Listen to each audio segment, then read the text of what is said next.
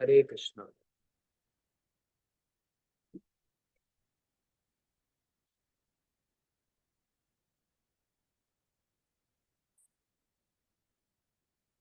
ओम ज्ञानतिमिरन्धस्य ज्ञानञ्जनशलाकया चक्षुरुन्मिलितं येन तस्मै श्रीगुरुवे नमः। गुरुवे गौरचन्द्राय राधिकाय सदानये कृष्णाय कृष्णभक्ताय तद्भक्ताय नमो नमः। वाञ्छाकल्पतरुभ्यश्च कृपा सिन्धुभ्यैव च पतितानां पावनेभ्यो वैष्णवेभ्यो नमो नमः। श्रीचैतन्यमनोभीष्टं स्थापितं येन भूतले स्वयं रूप कदा मयि ददाति स्वपदान्वितम्। अनर्पितं चरिं चिरात् कारुण्यवतीं कलौ समर्पयितुमुन्नतजरसं स्वभक्तिश्रियम्। हरिपुरसुन्दरदुति कदम्ब सन्देहिता सदा हृदय कन्द्रेषु सुरतवै सच्चिनन्दनाय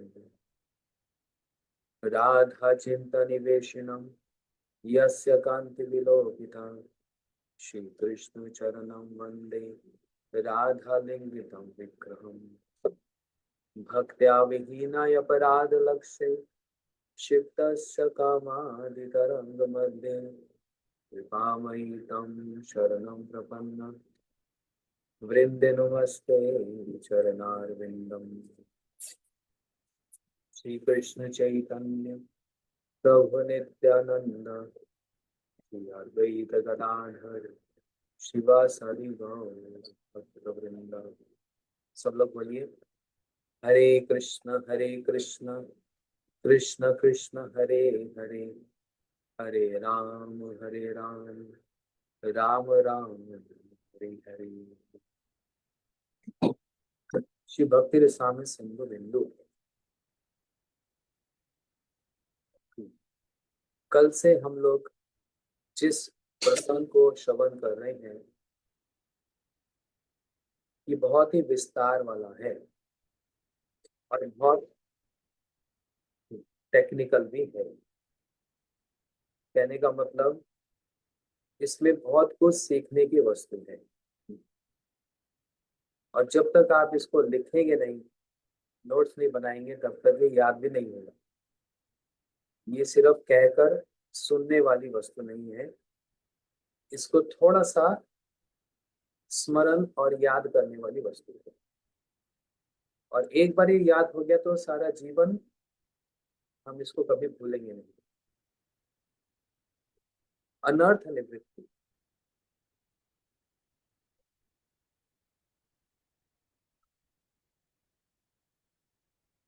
अनर्थ चार प्रकार के होते हैं।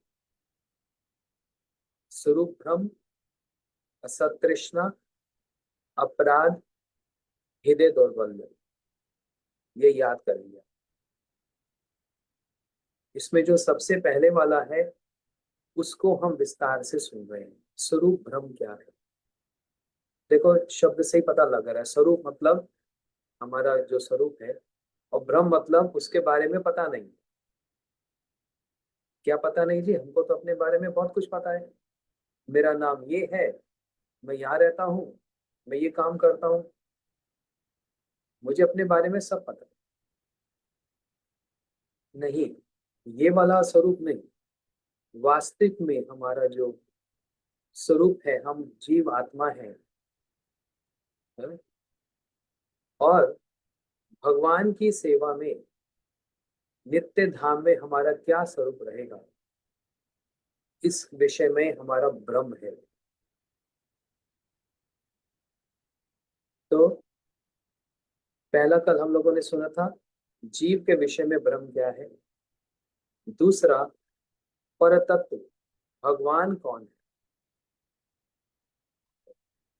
अब तीसरा जो आज हम सुनेंगे, साध्य साधन तक। ये पूरा एक श्लोक है वैसे तो। स्वतत्वे च परतत्वे च साधन साध्व तत्व है। इसमें स्वरूप भ्रम के विषय में बताया। साध्य क्या है और साधन क्या है? किसी का साध्य हो सकता है मेरे को संसार की वस्तु प्राप्त हो जाए। साध्य मतलब होता है गोल। किसी का साध्य ये हो सकता है कि मुझको स्वर्ग प्राप्ति हो जाए। किसी का साध्य हो सकता है मुझको ब्रह्मा की पदवी प्राप्त हो जाए। किसी का साध्य हो सकता है मुझे शिवत्व प्राप्त हो जाए, मैं ही शिव बन जाऊं। ऐसे सबके अलग अलग साध्य। गुरुदेव कहते थे कोई साकेत धाम, श्री राम जी के धाम को अपना साध्य बना लेते हैं। किसी का साध्य होता है वैकुंठ प्राप्त कर, किसी का साध्य होता है मुक्ति प्राप्त कर। हमारा साध्य क्या? श्री महाप्रभु जी के, श्री चैतन्य महाप्रभु के जो अनुयायी हैं, हम फॉलोअर्स हैं, महाप्रभु जी ने हमारा साध्य क्या बतलाया?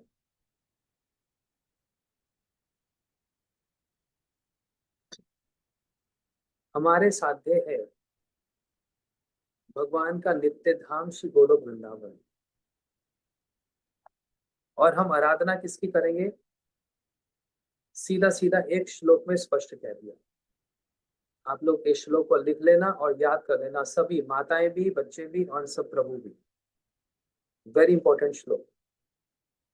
और सर्च करोगे तो मिल जाएगा, नहीं तो हमारे ब्रज प्रभु डाल देंगे ऐप में। आराध्यो भगवान ब्रजेश तनयस तद धाम वृंदावनम रम्यम काचिद उपासना ब्रज वर्गेन या कल्पिता। ये श्लोक 4 लाइन का है, इसको जरूर याद कर लेना। इसमें हमारे आराध्य कौन है, हमारा साध्य क्या है, गोलोक में भी फिर साध्य क्या है। श्री कृष्ण के दास बनेंगे, बनना, या उनका कोई सखा, या माता पिता, या श्री कृष्ण की कोई एक गोपी। गोपियों में भी फिर तटस्थ, विपक्ष, स्वपक्ष, सूर्य पक्ष। गोपियां भी सब एक तरह की नहीं है, ये सब लोग समझ लेना अच्छे से। देखो ये ग्रंथ में सब कुछ समझने से एकदम ठीक डायरेक्शन जो है वो सब पता लग जाएगा। गोपियां भी सारी नहीं, गोपियों के नाम भी देखो, भद्रावली, पाली, विशाखा, ललिता जी, ये सब युथेश्वरिया है। इनके अपने अपने ग्रुप हैं, यूथ हैं, ये युथेश्वरियों के नाम है। तो गुरुदेव बोलते थे अपना साध्य पहले ठीक कर लो। नित्य धाम में हम, श्री गोलोक वृंदावन हमारा साध्य है, और श्री राधा जी की चरण सेवा प्राप्ति स्वपक्षा में हमारी गणना होगी, गणना हो जाए उसके लिए प्रार्थना। ये तो हुआ साध्य। लेकिन फिर उसकी प्राप्ति का साधन क्या है? ऐसा वैसा साधन नहीं चलेगा, कोई ऐसा वैसा मंत्र भी नहीं चलेगा। श्री गोपाल मंत्र काम गायत्री के द्वारा ही युगल श्री राधा कृष्ण की आराधना होगी। गोपाल मंत्र और काम गायत्री कितना इंपॉर्टेंट मंत्र है। जिन लोगों को ये मंत्र प्राप्त है और जो इसके प्राप्ति के इच्छुक हैं, सभी बड़े सौभाग्यशाली। इसी गोपाल मंत्र और कायम गायत्री के द्वारा युगल की उपासना होगी, और हमारा जो जो साध्य है श्री राधा जी की चरण धूल प्राप्त करना, वो इसी मंत्र के द्वारा प्राप्त। लेकिन फिर सिर्फ क्या ये मंत्र प्राप्ति और मंत्र उच्चारण से ही वो साध्य प्राप्त हो जाएगा? ये भ्रम है। जो मैंने बतलाया ये तो बिल्कुल सीधी सीधी डायरेक्शन बताई, लेकिन बहुतों को इसी विषय में भ्रम है साध्य क्या है और साधन क्या है? कोई भी उपवास कर लेना साधन है? नहीं। एकादशी इत्यादि व्रत करना ये हमारा साधन है। जन्माष्टमी, बलदेव पूर्णिमा, गौर पूर्णिमा, ये सब। तो चलो आगे बढ़ेंगे, ज्यादा विस्तार में नहीं जाते। साध्य साधन तत्व में भ्रम है। और चौथा बताया माया तत्व का भ्रम है। क्या माया है क्या माया नहीं है ये भी नहीं पता। जिसको मैंने गले लगाया हुआ है, जिस भाव को मैंने गले लगाया हुआ है, मैं उसको सोचता हूँ ये अच्छा ही है, लेकिन क्या पता ये माया का ही खेल है। ये माया का ही खेल है, ये भी तो हो सकता है। इस विषय में हमारा भ्रम है। नहीं नहीं, मेरा तो सब ठीक है। आपके अनुसार वो ठीक है, और गुरुजनों के, गुरुदेव के अनुसार वो ठीक नहीं, ये माया का खेल चल रहा है तुम्हारे साथ। इस विषय में भ्रम है। तो स्वरूप ब्रह्म के चार पक्ष हुए। स्वतत्व, जीव तत्व, ब्रह्म तत्व, भगवान क्या है, गोल क्या है, साध्य क्या है, और उसके प्रति साधन कैसा होगा, ये। और फिर चौथा माया तत्व।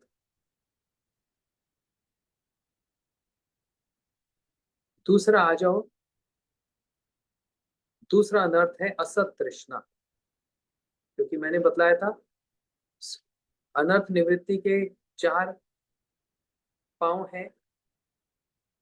तो दूसरा है असत तृष्णा। ये असत तृष्णा भी चार प्रकार की। हर कुछ, ये जितने चार अनर्थ हैं, ये मल्टीप्लाई बाय 4, 6 है। हर के चार चार चार है। स्वरूप ब्रह्म के भी चार, अब असत तृष्णा भी चार है। पहली क्या है? लौकिक भोगों की विविध लालसाएं। लौकिक मतलब होता है ये संसार की जितनी प्रकार की भी हमारी इच्छाएं लालसाएं हैं, ये है लौकिक। जैसे मेरे को वर्ल्ड टूर करना है, मेरे को यूरोप देखना है, मेरे को अमेरिका देखना है, मेरे को रशिया देखना है। कि देखना क्या है, सब एक ही जैसा है। मेरे को मुंबई देखना है, बॉलीवुड देखना है, हॉलीवुड देखना है। सभी के साथ वही स्थिति है। बच्चे होते हैं, बड़े होते हैं, बूढ़े हो जाते हैं, मर जाते हैं। बच्चे होते हैं, नवयुवक होते हैं, बड़े सुंदर लगते हैं। बूढ़े होते हैं तो फिर कम सुंदर होते हैं। और मरने पर कौन किसको देखना चाहता है ना। ये भी एक इच्छा है, मैं सब घूमना चाहता हूँ। ऐसी ऐसी बहुत सारी इच्छा। अनेक लोकेर वांछा अनेक प्रकार है, भक्ति ठाकुर जी कह रहे हैं। अनेक प्रकार के लोग हैं, अनेक प्रकार की उनकी इच्छाएं। ऐसे ऐसे लोग हैं, उनको कुत्तों से फुर्सत नहीं है। कुत्तों की देख रेख करना, उसको शैम्पू करना, उसकी हेयर कटिंग कराना, ये उनकी इच्छा है। भाई मेरा कुत्ता 100 साल जी जाए, ये भी एक लालसा है। ऐसे बहुत प्रकार की इच्छाएं, बहुत बहुत प्रकार की इच्छाएं, उसकी कोई सीमा नहीं। तो ये हुआ लौकिक। दूसरा है परलौकिक भोगों की लालसा। परलौकिक भोग मतलब स्वर्ग आदि, पृथ्वी से ऊपर जो स्वर्ग आदि जो लोग हैं, उनकी प्राप्ति की इच्छा। क्यों? वहां पर भोग, भोग बहुत ज्यादा है। वहां पर सुख ऐश्वर्य बहुत ज्यादा है। ऐसा भोग जो कभी समाप्ति ना हो। तो वहां की प्राप्ति की इच्छा। तीसरा क्या बताया? अष्ट सिद्धि और नव निधियों से उत्पन्न भोग की लालसा है। 8 प्रकार की जो सिद्धि है, अनिमा, लगिमा, ये सब। छोटे से छोटा बन जाऊं, बड़े से बड़ा बन जाऊं, पानी के ऊपर चल के दिखाऊं, आग के अंदर बैठ के दिखाऊं, लोगों को तमाशा दिखाऊं, और लोग मेरे तमाशे से प्रसन्न होकर मेरी वाहवाही करेंगे, बड़े अच्छे सुर से मैं गा कर दिखलाऊं, स्टेडियम पूरा भर जाएगा, मेरी वाहवाही होगी, सब लोग क्लैपिंग करेंगे। ये ऐसी ऐसी भोगों की लालसाएं हैं। इसलिए इसका, इस अनर्थ का टाइटल क्या है? असत तृष्णा। तृष्णा मतलब होता है अ, भोगने की इच्छा, और असत मतलब जो सत नहीं है, जैसे सत्संग, असत संग। जो असत है बाय डिफॉल्ट, बाय नेचर ही, जो सत से अलग लेकर जाए, सत वस्तु से अलग लेकर जाए, वह है असत।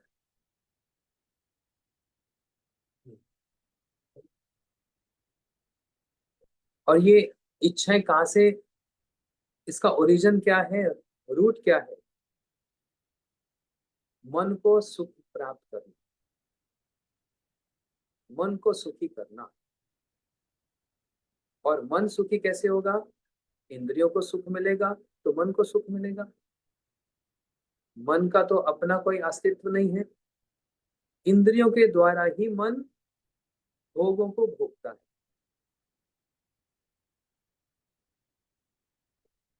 और वो मन का भोग कैसा? थोड़ी देर का। लेकिन उस थोड़ी देर के भोग के लिए हम लोग असत तृष्णा में फंस जाते हैं।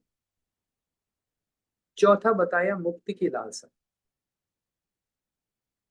देखो पहला क्या था?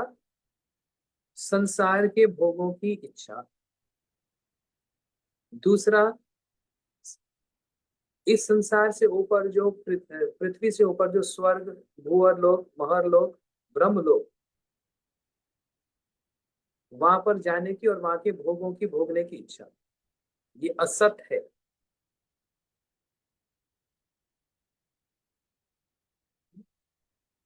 तीसरा सुना, सिद्धियां प्राप्त हो जाए। लोग बोलते हैं ना, अरे ऐसी सिद्धि प्राप्त हो जाए, मैं बस यहाँ से अंतर ध्यान हो जाऊं और वहां पर आपके पास फरीदाबाद में बैठकर प्रसाद पाऊं। ये भी एक सिद्धि है ना। यहाँ से अंतर ध्यान हो, वहां किसी भक्त के घर में बैठकर प्रसाद पा लूं।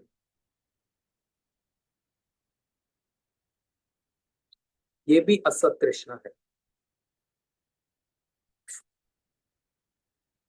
चौथा बताया मुक्ति की लालसा। अ, 5 प्रकार की मुक्ति। सालोक्य, शास्त्रीय, समीप्य, स्वरूपे, सायुज्य। 5 प्रकार की मुक्ति की लालसा है। ये सब आपको पता है, इसमें बताने की आवश्यकता नहीं है। या फिर संसार के लोग ये बोलते हैं, मुझको हाय मुक्ति मिल जाए, बस मुक्ति मिल जाए, मोक्ष मिल जाए जी, यही सब कुछ है। अरे किस चीज से मोक्ष मिल जाए? ये बीमारी हो रही है ना, खुजली होती है मेरे को, इससे मोक्ष मिल जाए। मेरे सिर में दर्द रहता है, मेरे को माइग्रेन है, इससे मोक्ष मिल जाए। बस यहीं तक ही लिमिटेशन है।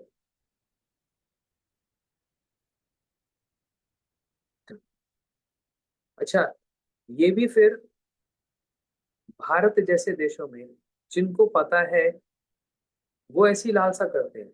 या विदेशों में तो किसी को मोक्ष मुक्ति के बारे में पता ही नहीं। सभी इस संसार की इच्छाओं में, या फिर हेवन, हेवन प्राप्त हो जाए, बस। इससे आगे तो कोई कॉन्सेप्ट है ही नहीं। लेकिन ये सारे के सारे अनर्थ निवृत्ति के लेवल पर हैं। सभी मुक्ति की लालसा तक, जिस मुक्ति को ज्ञानी प्राप्त करने के लिए इतना परिश्रम करते हैं, वो मुक्ति की लालसा भी अनर्थ निवृत्ति है, अनर्थ है जिसकी निवृत्ति चाहिए, डिटॉक्स चाहिए इसका, अनर्थ का। कहां से? पूरे रूट से, कि मन में भी इच्छा ना आए। इसलिए स्वरूप भ्रम चार प्रकार का, असत तृष्णा चार प्रकार है, सब लोग याद कर लेंगे।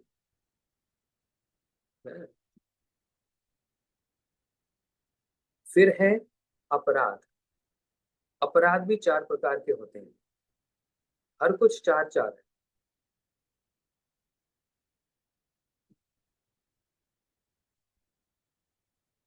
अपराध चार प्रकार के कौन से हैं? होते हैं कृष्ण के प्रति अपराध।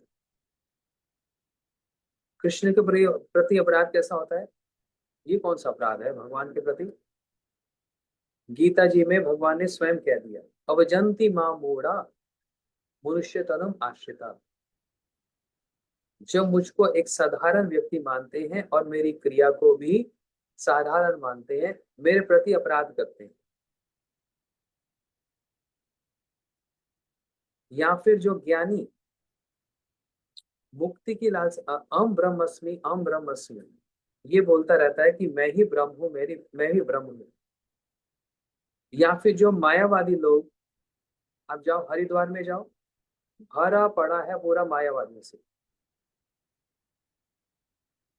जो भगवान के विग्रह को एक भौतिक इंस्ट्रूमेंट मानते हैं, जिस इंस्ट्रूमेंट से मेरे को सिद्धि मिल जाएगी, परफेक्शन मिल जाएगी। और जिस दिन मेरे को सिद्धि मिल गई, उस दिन विग्रह उठाकर फेंक देते हैं।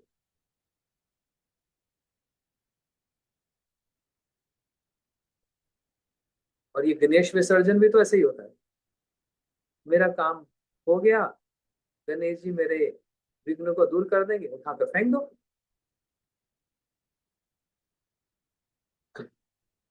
तो एक है कृष्ण के प्रति अपराध। और इस टाइटल में क्या आएगा? मेरे को ना कृष्ण पे डाउट हो गया, कैसे दूसरों की पत्नियों के साथ रास करते हैं तो भगवान, थोड़ा थोड़ा बीच में डाउट हो जाता है। हमारे राम जी अच्छे हैं, एक पत्नी व्रत का जो आदर्श दिखलाया, श्री कृष्ण में थोड़ा सा डाउट लगता है। कोई भी काम तो अच्छा नहीं किया, जन्म लेते ही एक स्त्री को मार दिया, पूतना को मार दिया, बस मारे जा रहे हैं, अगासुर बकासुर ब्रह्मासुर है। कितने शरारती हैं, घर घर में जाकर माखन की चोरी करते हैं, गोपियों के कपड़ों को चुरा लेते हैं, वस्त्रों की हरण कर लेते हैं। फिर अच्छा चलो, आपकी एक गोपी है राधा जी, आपको उसमें भी चैन नहीं है, चंद्रावली के पास भी जाते हैं, पद्मा के पास भी जाते हैं, पाली के पास भी जाते हैं, भद्रावली के पास भी जाते हैं, ललिता जी के यहाँ, विशाखा जी के यहाँ। उफ, आपका तो ठिकाना ही नहीं है।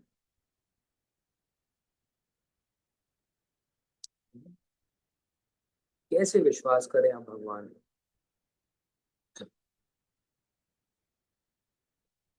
इसलिए ये है कृष्ण के प्रति अपराध। इसलिए पहले कहा जाता है गीता पढ़ लो, जहां पर भगवान स्वयं बोल रहे हैं, जन्म कर्म चा में दिव्यम। मेरा जन्म और मेरे जो कर्म है, कर्म मतलब मेरी जो पास टाइम्स, मेरी जो लीलाएं हैं, वो दिव्य हैं। हे मनुष्यों, तुम्हारी जैसी नहीं है।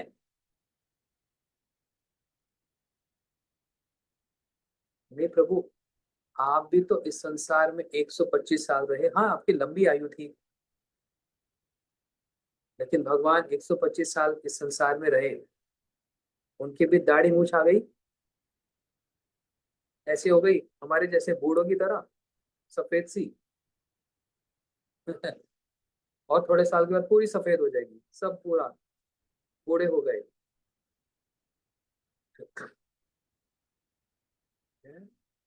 भगवान का भी ऐसा ही है? नहीं, नित्य नव नमयमान, नित्य किशोर, एक ही आयु किशोर अवस्था रहेगी भगवान।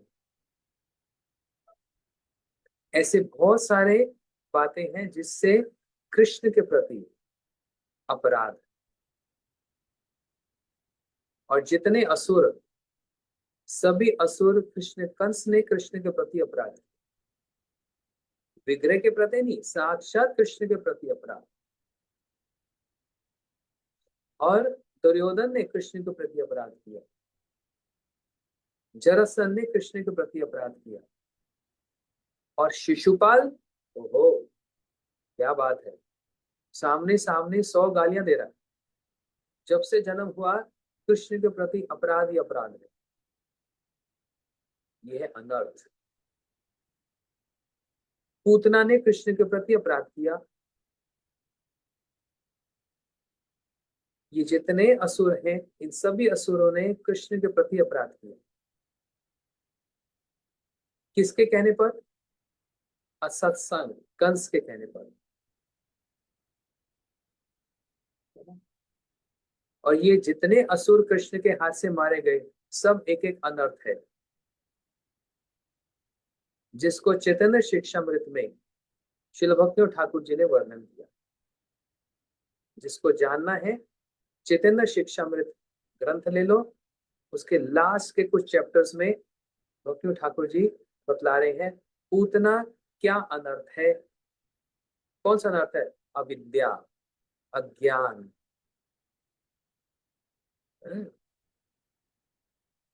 शक्तासुर, ये भी एक असुर है, इसको मारा।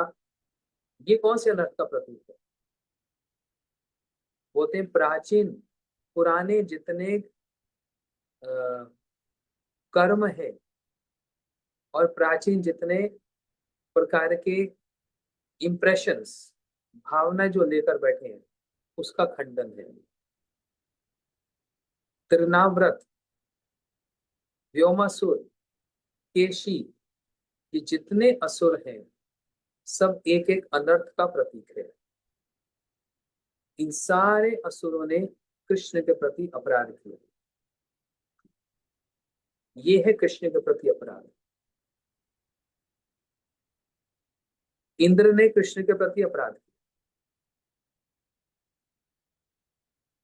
ब्रह्मा जी का श्री कृष्ण के प्रति अपराध नहीं है, भगवान की इच्छा से ही है, इसलिए बहुत डिटेल है। मुख्य कारण और गौण कारण। अगर हम एब्सोल्यूट एंड रिलेटिव, दो बात बताई जाती है ना, अगर हम ब्रॉड विजन से देखें तो ये जितने असुर आए, या इंद्र, ब्रह्मा जी का कृष्ण के प्रति अपराध हुआ, शिव जी का भी हुआ, ये भगवान का लीला विनोद है।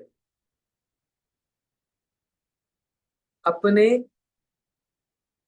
ब्रजवासियों के प्रेम को वर्धन करने के लिए, आनंद वर्धन करने के लिए, ये एक एक असुर को या देवताओं को इंस्ट्रूमेंट बना लिया गया, जिससे उनके प्रेम का वर्धन हो।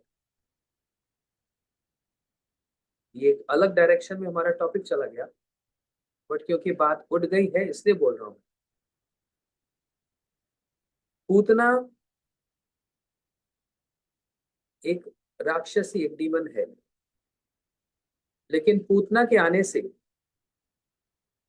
और कृष्ण को उठाकर ले जाने से वात्सल्य स्नेहमयी यशोदा मैया का प्रेम का वर्धन हुआ। इसका मतलब ये नहीं यशोदा मैया का प्रेम नहीं है, यशोदा मैया का प्रेम है, लेकिन एक ऐसी एक सर्कमस्टेंस हुआ जिससे वो प्रेम बढ़ गया। डिटेल में जाने की जरूरत नहीं, सबको पता है ना। लेकिन जो भी हो, ये सारे असुर कृष्ण के प्रति अपराध करते हैं। दुर्योधन ने कृष्ण के प्रति अपराध किया, जबकि भीष्म कह रहे हैं, गुरु द्रोणाचार्य इतने बड़े बड़े गुरुजन बैठे हैं, किसी में इतना साहस नहीं जो कृष्ण के प्रति उंगली उठा दे। तो कल का आया बच्चा दुर्योधन, तुम ये कह रहे हैं कि कृष्ण हे गवाले, तुमको क्षत्रियों के बारे में क्या पता है, तुम तो एक गवाला है, जाओ गैया को, गैया का दूध दोहन करो और गैया को घास चराओ।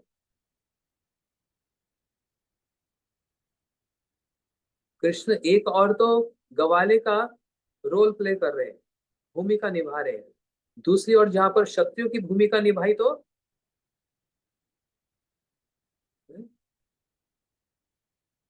रुक्मणी का हरण हुआ ना।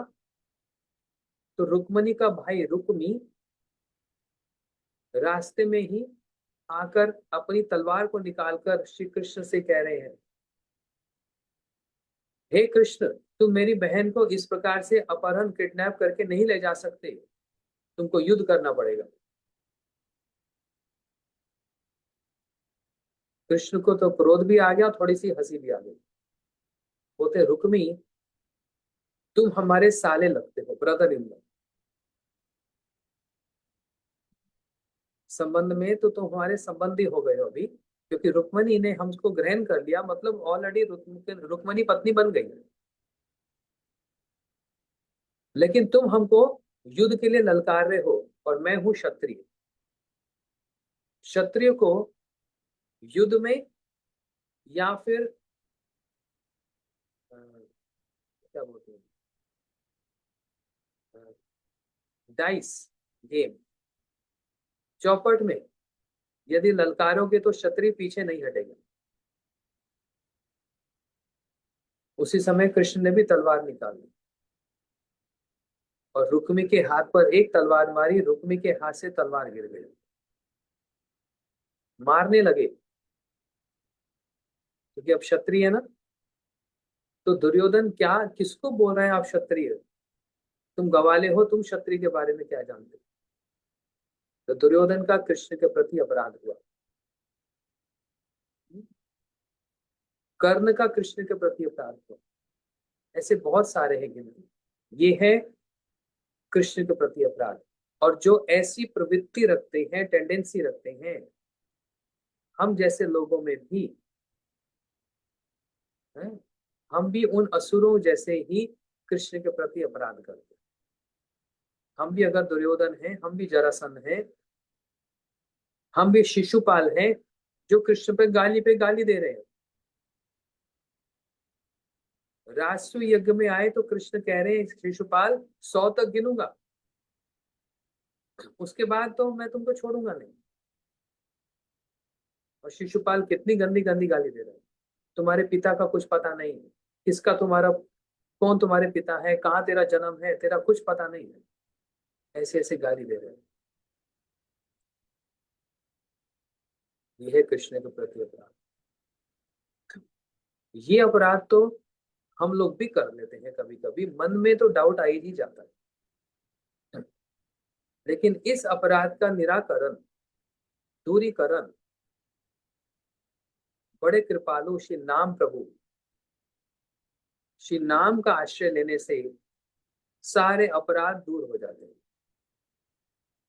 कृष्ण के प्रति जो अपराध, वो भी दूर हो गया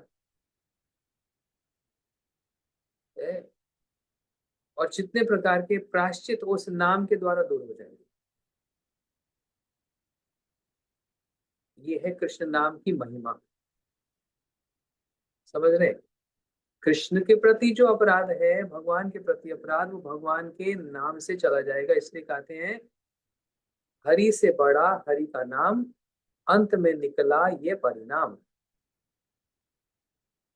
एसेंस शास्त्र का क्या निकला, हरि से बड़ा हरि का नाम। भागवत जी का सार का निकला, नाम संकीर्तन यस्या सर्व पाप प्रनाशनम, प्रणाम दुख शमनस्या तम नमामि हरि परम।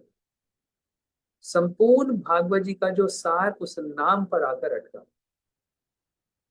ये नाम कितना इंपॉर्टेंट है, और अच्छे उच्चारण करने से, ध्यान पूर्वक नाम करने से निश्चित रूप से इम्प्रेशन, अच्छा इम्प्रेशन होगा ही होगा।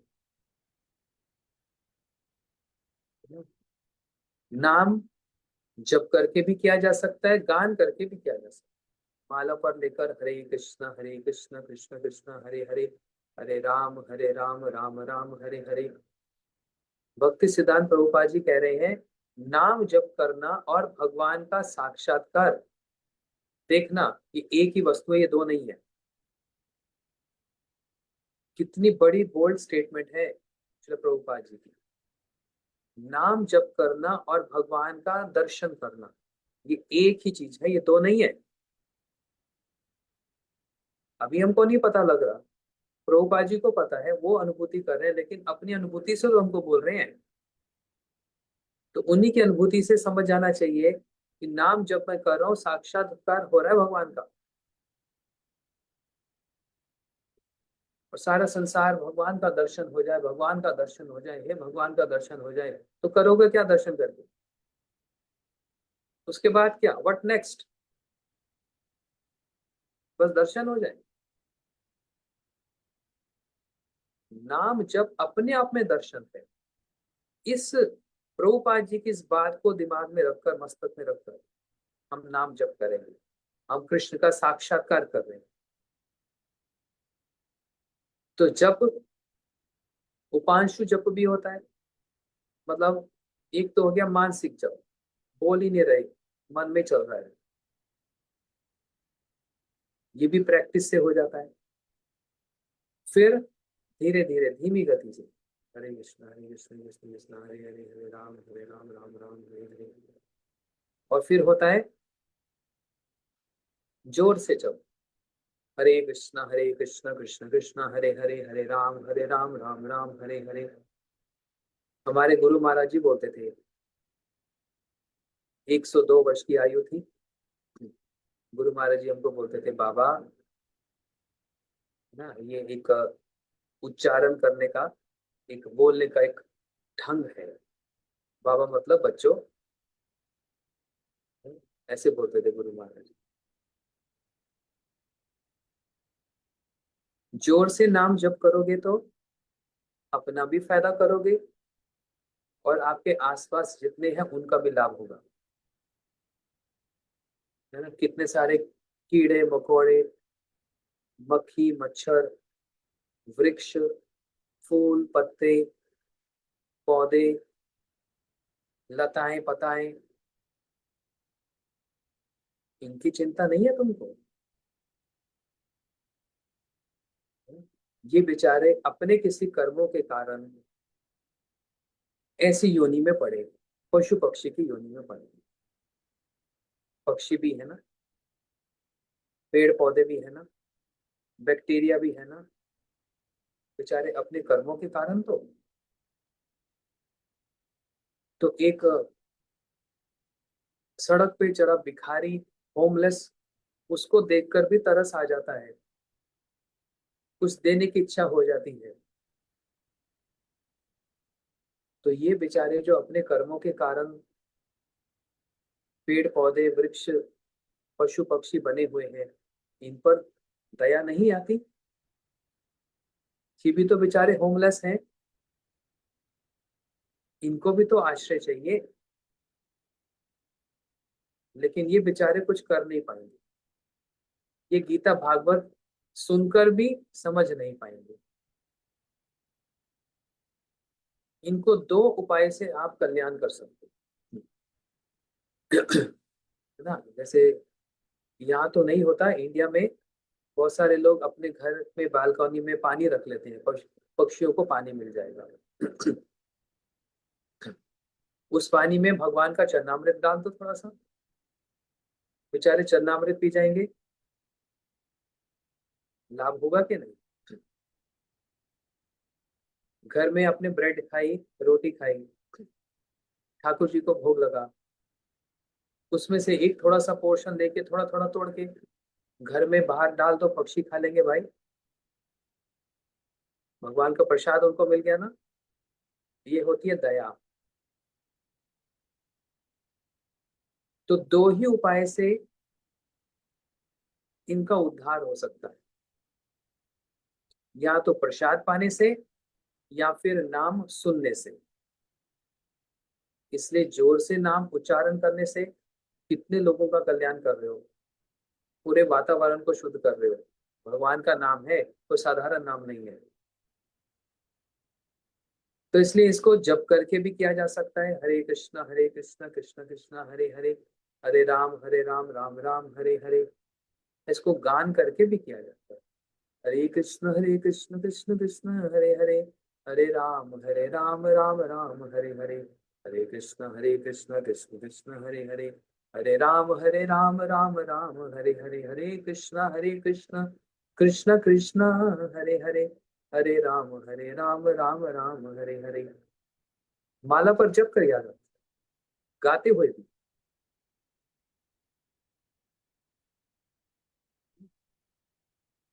कितना दयालु है ये नाम। और कलयुग में भगवान नाम के रूप में अवतार लिए हैं। चैतन्य महाप्रभु जी उसी नाम अवतार को हमको प्रदान कर। तो ये है भगवान के नाम की महिमा। लेकिन हमारा टाइटल है इस समय, सॉरी, सब्जेक्ट है अनर्थ, है ना। हम लोग बोलते हैं नाम करो, और नाम का उल्टा होता है मना।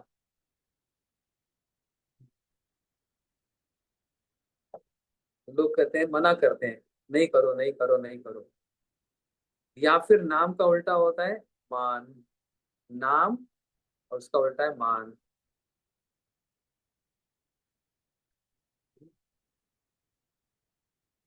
अच्छा, नाम की महिमा ये भी है कि उल्टा भी जब करो तब भी लाभ है ना। लेकिन कृष्ण नाम ऐसा है कि इसका उल्टा क्या करोगे, शक्कर। इसका तो उल्टा हो नहीं सकता। कृष्ण नाम नश्करी, ये तो कोई मतलब नहीं है। लेकिन राम का उल्टा तो बहुत अच्छा है, मरा मरा मरा मरा मरा मरा मरा मरा मरा मरा, राम निकला है। उलट नाम जग जग जाना, वाल्मीकि भय भ्रम समाना, है ना। इतना दयालु ये जो नाम है, अभी इसकी नाम प्रभु की महिमा गान करने में तो सारे साल निकल जाएगा। लेकिन अनर्थ क्या है, अनर्थ है इस कृष्ण नाम के प्रति अपराध। नाम के प्रति अपराध क्या है भाई, 10 नाम अपराध। पहला नाम अपराध है सतांग निंदम, साधुओं की निंदा करना। जो इस नाम का जप करते हैं, इस नाम का प्रचार में लगे हैं, जिन्होंने अपना जीवन इस नाम को दे दिया, उनकी निंदा करना, तो नाम प्रभु कैसे सहन करेंगे। नाम प्रभु कैसे सहन करेंगे जो मेरी सेवा कर रहा है।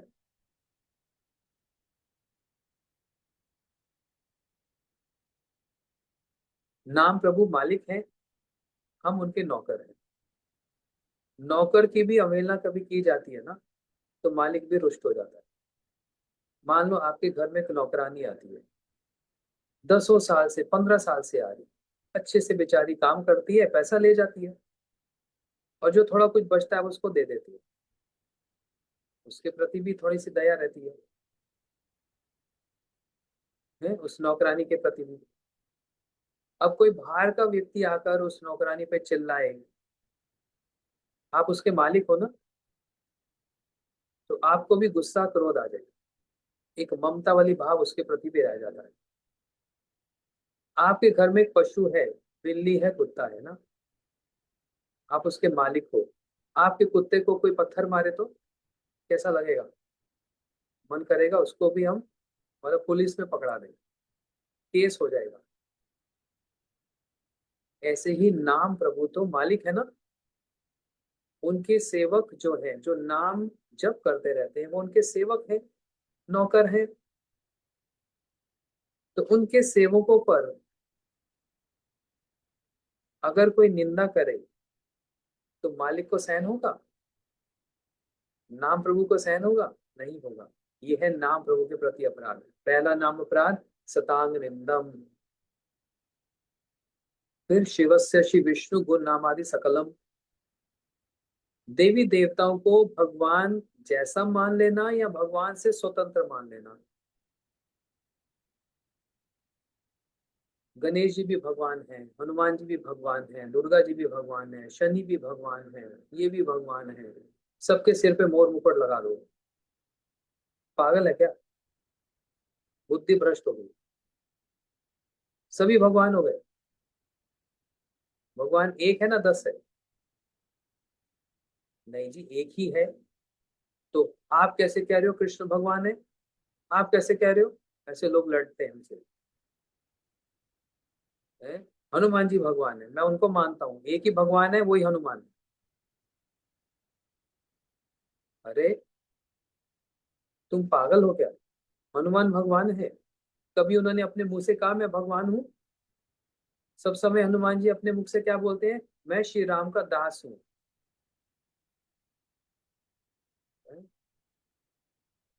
नहीं नहीं, मेरे हिसाब से शिव जी भगवान है। कभी उन्होंने कहा मैं भगवान हूँ, ईश्वर हूँ? उन्होंने कहा मैं रामेश्वर हूँ, रामेश्वरम हूँ। रामेश्वरम हूँ मतलब राम मेरे ईश्वर हैं, इसलिए मैं रामेश्वरम हूँ। शिव कह रहे मैं गोपेश्वर हूँ, गोपियां मेरी ईश्वरियां हैं। तो कहाँ शिव ने कहा मैं ईश्वर हूँ? कहाँ ब्रह्मा जी ने कहा मैं ईश्वर हूँ? कहाँ सूर्य ने कहा मैं ईश्वर हूँ? इन्हीं की तो उपासना में सारा संसार लगा हुआ है। कहाँ देवी ने कहा मैं ईश्वर हूँ? जो अपने आप को ईश्वर कह रहा है उसको ईश्वर मानो ना। श्री कृष्ण ही कह रहे हैं अहम सर्वस्व प्रभु, मैं सबका ईश्वर हूँ।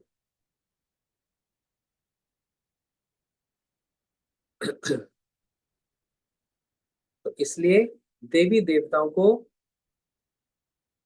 भगवान मान लेना या फिर भगवान से स्वतंत्र मान लेना, ये भी बात समझ लेना। ये भगवान के अधिकृत दास है, असाइंड। इंद्र को सेवा दे रखी है भगवान ने, ब्रह्मा जी को टास्क दे रखा है भगवान ने, शिव जी को सेवा दे रखी है, सबको डिपार्टमेंट्स दे रखे हैं। इसलिए भगवान भी नहीं है, भगवान से स्वतंत्र भी नहीं है। ये है नाम के प्रति अपराध। ऐसे श्रुति शास्त्र निंदा तदर्थवादो गुण। श्रुति शास्त्र निंदा मतलब भागवत जी की निंदा करना, गीता जी की निंदा करना। अरे भागवत किसने लिखी? जानते हो ऐसे कितने पागल लोग हमको मिलते हैं प्रचार में। है किसी ने भागवत लिख दी, आपने मान लिया। किसी ने गीता बोल दी, लिख दी, आपने मान लिया। अरे किसी ने लिखी, वेद व्यास जी ने लिखी, हाँ वो भी तो मनुष्य थे। मैंने भी एक नॉवल लिखा, ऐसे बोलते हैं। और एक अपराध बहुत भयंकर जो हम आप भी कर बैठते हैं, वो है तदर्थवादो। अर्थवाद। अर्थवाद कौन सा अपराध है नाम के प्रति? ये जो इतनी नाम की महिमा हमने गुरु जी से सुनी ना, ये बढ़ चढ़कर सुना देते हैं, ऐसी है नहीं, इतनी है नहीं, ये इसको एग्जैगरेट करते हैं, बढ़ चढ़ के सुना देते हैं। हम लोग भी ऐसा अपराध करते हैं। हैं? ये है अर्थवाद। साधक इससे सावधान रहेंगे। जबकि अभी जितनी महिमा हम सुन रहे हैं, कह रहे हैं, ये तो एक तिनके के बराबर भी नहीं है। तिनका भी कुछ भी नहीं है इसके सामने।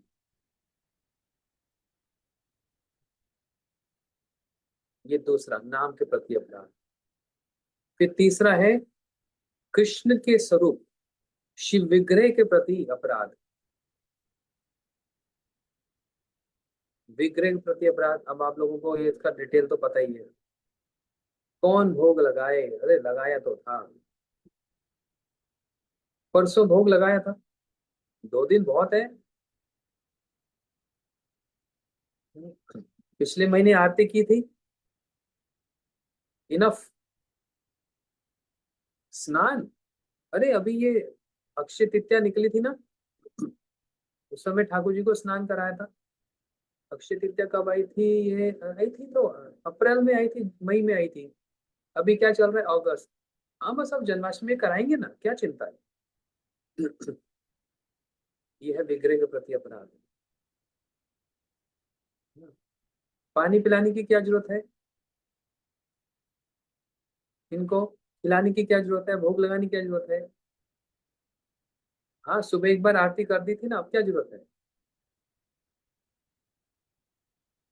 ऐसे ये शिव विग्रह के प्रति अपराध। अर्चे विष्णु शीलादि गुरुषु नर्मते वैष्णव जाति बोली। और ये अपराध की ये विग्रह क्या है? पीतल का है, सोने का है, चांदी का है। ये तो पेंटिंग है ना। ये तो लकड़ी के हैं, जगन्नाथ जी लकड़ी के हैं। ओ मेरे घर में तो ठाकुर जी नहीं है, पेंटिंग है बस। अरे भगवान 8 प्रकार के विग्रहों में प्रकट होते हैं, काठ के रूप में। काठ मतलब लकड़ी, पीतल के रूप में, स्वर्ण के रूप में, और छवि मतलब पेंटिंग के रूप में, वो भी विग्रह ही माने जाते हैं। 8 रूपों में प्रकट है। तो खैर कृष्ण के विग्रह के प्रति अपराध, ये भी एक अपराध है। फिर चौथा, मैं इसलिए जल्दी जल्दी जा रहा हूँ क्योंकि अभी बहुत कुछ सुनना है भाई, बहुत आगे तक जाना है। इतनी डिटेल्स तो हम बहुत बार सुनते ही हैं। फोर्थ, चतुर्थ है जीवों के प्रति अपराध।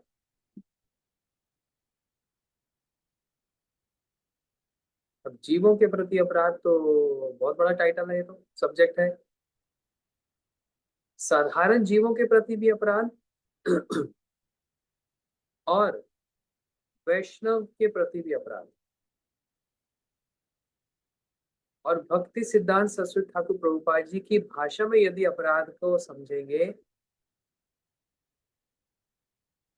तो जीवों के प्रति अपराध पता कैसा है?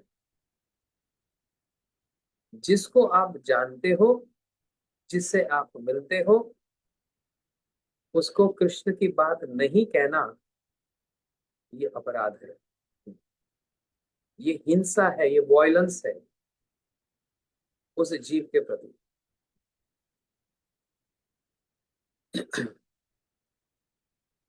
ये करना मुश्किल हो जाता है ना कभी कभी, लेकिन ये अपराध है। उस जीव पर आपने हिंसा की, एक बार उससे नाम उच्चारण करवा लो, हरे कृष्णा, मौन उठा दे, हरे कृष्णा जी कैसे हैं।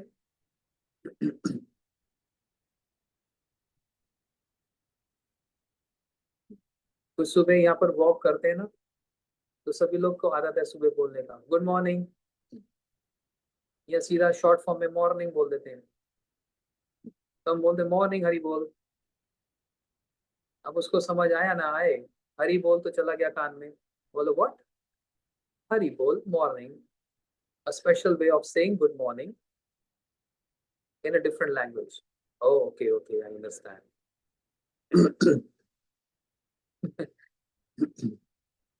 है ना, गुड मॉर्निंग हरी बोल। वहां पर जर्मनी में, हॉलैंड में बोल दो गुड मॉर्निंग हरी बोल। उसको क्या पता लग रहा है क्या है? अब उसको बिठाकर समझाने थोड़ा बैठेंगे हरी बोल क्या होता है। हाँ, लेकिन हरी बोल तो उसके कान में तो चला गया। हाँ एक बड़ी अच्छी बात बताई माता ने, हरी बोल टू अवॉइड हॉरिबल। किसी बोलो गुड मॉर्निंग हरी बोल, व्हाट इज दैट? सुबह मॉर्निंग वॉक करते हैं ना, वो से अलग बोलते हैं। सब एक दूसरे को रिगार्ड करते हैं, गुड मॉर्निंग बोलते हैं, गुड मॉर्निंग हरि बोल। What? Morning is horrible? No no no, morning is not horrible. To avoid horrible से हरि बोल, हरि बोल horrible. To avoid horrible in your day, chant Hari बोल।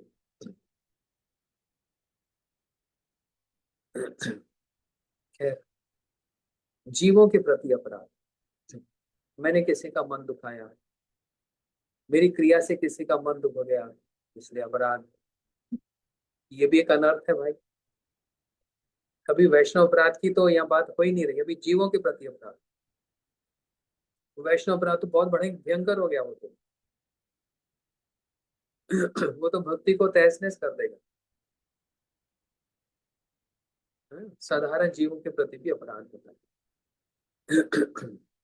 और शुद्ध भक्त क्या देखते हैं? कृष्ण अधिष्ठान, जीवे समान दिवे जावे, जाने कृष्ण अधिष्ठान।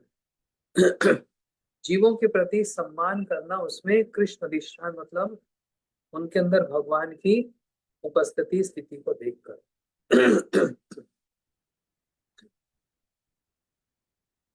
तो इसको रिकैप करते हैं। अनर्थ निवृत्ति के 4 पैर हैं, 4 पॉइंट्स हैं। पहला है स्वरूप भ्रम, उस स्वरूप भ्रम के भी 4 हैं। दूसरा है असत तृष्णा, असत तृष्णा के भी 4 हुए। और तीसरा है अपराध, जो आज हम लोगों ने सुना, इसके भी 4 हैं। ये अपराध क्या? कृष्ण के प्रति अपराध, नाम के प्रति अपराध, शिव विग्रह के प्रति अपराध, और जीवों के प्रति अपराध। कल हम सुनेंगे चौथा, फोर्थ, हृदय दौर्बल्यम। ये सब याद रखना, भूलना नहीं, क्योंकि इसको याद करके हमको ये पता लगेगा कि मैं कौन से अनर्थ में घूम रहा हूं, मेरा क्या भ्रम चल रहा है, मेरी कौन सी असत तृष्णा चल रही है, मेरा कौन सा अपराध, मैं कौन सी कैटेगरी में चल रहा हूँ। इसको बोलते हैं अपने आप को जानना, अपने आसपास सर्कमस्टेंसेस को भी समझना। ये भक्ति में आगे बढ़ाने वाला है, ना कि भक्ति में नीचे लाने। हरे कृष्णा। श्री भक्ति स्वामी सिंधु बिंदु की जय। श्री विश्वनाथ चक्रवर्ती ठाकुर जी की जय। गौर प्रेमानंदे हरि हरि बोल।